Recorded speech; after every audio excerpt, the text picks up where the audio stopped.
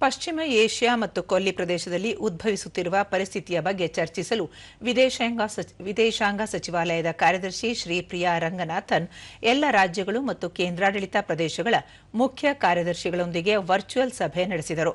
ನಿನ್ನೆ ನಡೆದ ಸಭೆಯಲ್ಲಿ ಶ್ರೀಪ್ರಿಯಾ ಅವರು ಸಂಸತ್ತಿನಲ್ಲಿ ನಿನ್ನೆ ವಿದೇಶಾಂಗ ಸಚಿವ ಡಾ ಎಸ್ ಜೈಶಂಕರ್ ಅವರು ಸ್ವಯಂ ಪ್ರೇರಿತವಾಗಿ ನೀಡಿದ ಹೇಳಿಕೆಯ ಪ್ರಮುಖ ಅಂಶಗಳನ್ನು ಬಿಂಬಿಸಿದರು. ಪಶ್ಚಿಮ ಏಷ್ಯಾ ಹಾಗೂ ಕೊಲ್ಲಿ ಪ್ರದೇಶದಲ್ಲಿರುವ ಭಾರತೀಯ ಪ್ರಜೆಗಳ ಸುರಕ್ಷತೆಯನ್ನು ಖಚಿತಪಡಿಸಿಕೊಳ್ಳಲು ಭಾರತೀಯ ರಾಯಭಾರ ಕಚೇರಿಗಳು ಮತ್ತು ರಾಯಭಾರ ಕಚೇರಿಗಳು ಕೈಗೊಳ್ಳುತ್ತಿರುವ ಪ್ರಯತ್ನಗಳ ಬಗ್ಗೆ ಕಾರ್ಯದರ್ಶಿ ಮಾಹಿತಿ ಹಂಚಿಕೊಂಡರು.